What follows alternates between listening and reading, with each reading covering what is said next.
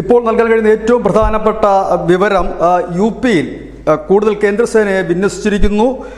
പ്രത്യേകിച്ച് മൗ, ഗാസിപൂർ, ലക്നൗ, പ്രയാഗ്രാജ് തുടങ്ങിയ ഇടങ്ങളിലാണ് കൂടുതൽ കേന്ദ്രസേനയെ വിന്യസിച്ചിരിക്കുന്നത്. ഇവിടെ 144 ഇളവില്ല, അതായത് നിരോധനാജ്ഞ ഇവിടെ തുടരുക തന്നെയാണ്. ഒപ്പം തന്നെ സോഷ്യൽ മീഡിയയിലെ നിരീക്ഷണം ശക്തമാക്കിയിട്ടുമുണ്ട്. ഇവിടെയാണ് ഗുണ്ടാ നേതാവും MLA യും ഒക്കെ ആയിരുന്ന മുക്താർ അൻസാരിയുടെ ശവസംസ്കാര ചടങ്ങ് നടക്കുന്നത്. ഇന്നാണ് ശവസംസ്കാര ചടങ്ങ് നടക്കുന്നത്. ഗാസിപൂർ ജില്ലയിലെ മുഹമ്മദാബാദിലാണ് ശവസംസ്കാരം.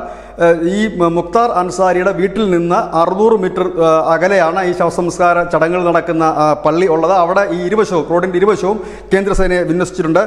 ഒപ്പം തന്നെ ഈ ശവസംസ്കാര ചടങ്ങുകളിൽ പങ്കെടുക്കാൻ വളരെ അടുത്ത ബന്ധുക്കളെ മാത്രമേ അനുവദിക്കുകയുള്ളൂ എന്ന് പോലീസ് അറിയിച്ചു കഴിഞ്ഞിരിക്കുന്നു. ഇതൊരു സംഘർഷത്തിലേക്ക് നീങ്ങാനുള്ള സാധ്യത ഇന്നലെ മുതൽ തന്നെ ഉത്തർപ്രദേശിലുണ്ട്. കാരണം ഗുണ്ടാ നേതാവ് മാത്രമല്ല, കോൺഗ്രസിനും സമാജ്വാദി പാർട്ടിയുടെയും ഒക്കെ നേതാവായിരുന്നു. ഈ പ്രതിപക്ഷ പാർട്ടികൾ ഒരു വലിയ കലാപം വിളക്കിവിടാനുള്ള സാധ്യതകൾ മുന്നിൽ കണ്ടുകൊണ്ടാണ് കൂടുതൽ കേന്ദ്രസേനയെ വിന്യസിച്ചിരിക്കുന്നത്.